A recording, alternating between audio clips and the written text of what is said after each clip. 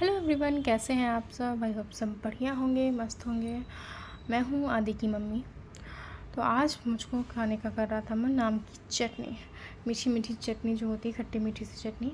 तो मैंने मामी को फ़ोन किया, मामी से कहा कि नानी कैसे बनाती हैं वो बताइए मुझको। ना मामी ने कहा कि वो क्या करती हैं, छोटे छोटे पीसों में काट लेती हैं आम को, जैसे मैं काट रही हूँ, और फिर उसको क्या करती हैं, सुखाती हैं हल्दी नमक डाल के 1 दिन के लिए। अब मेरे पास इतना टाइम कहाँ था।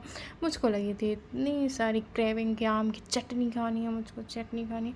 तो मैंने उसको स्किप कर दिया सुखाना, और फिर मैंने तेल लिया, और उन्होंने कहा कि वो 1 दिन सुखाती थी, उसके बाद वो तेल में ज़ीरा डाल के, मसाले डाल के उसको छौंक देती थी।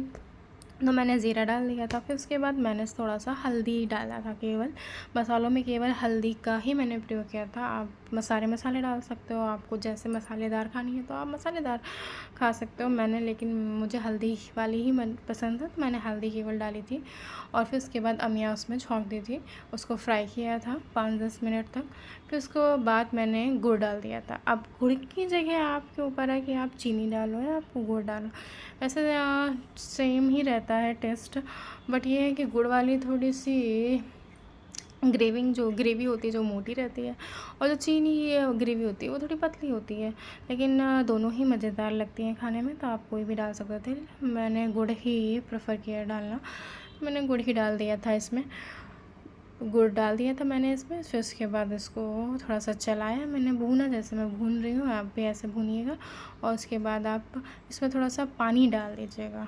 पानी डाल देंगे तो वो जो ग्रेवी होगी थोड़ी ग्रेवी बन जाएगी, वरना यहाँ पे सूखा सूखा आम हो जाएगा, सूखा सूखा टेस्ट नहीं आएगा। तो उसमें क्या होता है, ग्रेवी हो जाती है तो मीठा और खट्टा दोनों का स्वाद आता है, तो बहुत ही टेस्टी स्वाद आता है, मज़ा आ जाती है।